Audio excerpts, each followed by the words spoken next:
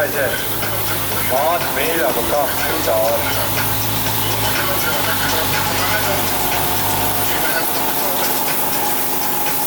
Zini, tas nav normāli.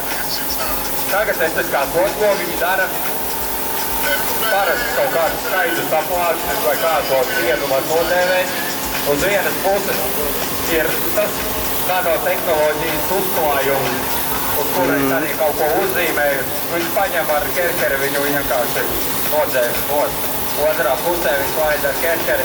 Nekas nenāca nost, bet novējā pusē, kur tur nanotehnoloģija ir virsū, nāk nost pēdu nezināt.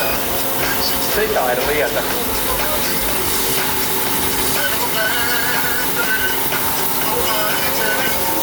Esmu ļoti pārsteigts, ka šitā notiek, ka droši vien, ka šito var uzpūst arī uz pedāli, uz cepures vai vienalga, kas tev patīk un kuru tu gribi saglabāt, lai ilgi tev kalpotu, uzpūt ar šito, nu viss kā citā, jā, reku pūst otrai pusē virsū, tur ar ausi neklapē, nekas nenāk nost. Vismaz 4 krāsas ar baloniņu tiek uzpūstas virsū, lai ar kerkeri pa virsmu ne. Kā ir.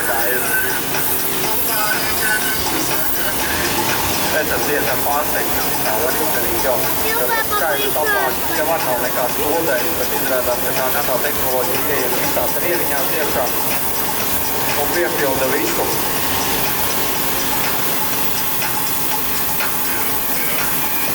Paņem pa tīro visu nomazgā nost. Tā nav bijis. Tātad visi vecāki, kuriem ir mazi bērni ar pomīšiem mājās, kuriem patīk zīmēt uz sienas, uz tapetē vienalga, suņa vai uz kaķa, var šito visu, gan sienu, gan suni, gan kaķa